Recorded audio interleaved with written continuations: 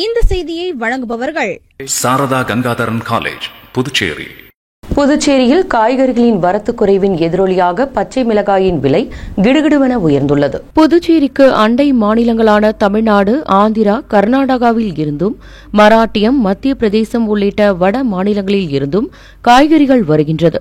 கடந்த சில வாரங்களாக தென் மாநிலங்களில் பரவலாக பெய்த மழையின் காரணமாகவும் மற்றும் வட மாநிலங்களில் வாட்டி வதைக்கும் வெயிலின் காரணமாகவும் புதுச்சேரிக்கு காய்கறிகளின் வரத்து குறைந்துள்ளது.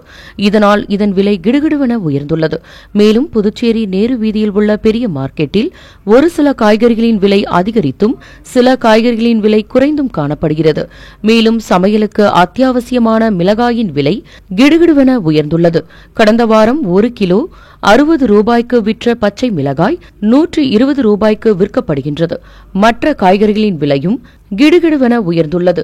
அதன்படி 1 கிலோ பெரிய வெங்காயம் 20 ரூபாயில் இருந்து 30 ரூபாயாகவும், தக்காளி 28 ரூபாயில் இருந்து 40 ரூபாயாகவும், கேரட் 50 ரூபாயில் இருந்து 60 ரூபாயாகவும், இஞ்சி 140 ரூபாயில் இருந்து 160 ரூபாயாகவும் உயர்ந்துள்ளது குறிப்பிடத்தக்கது.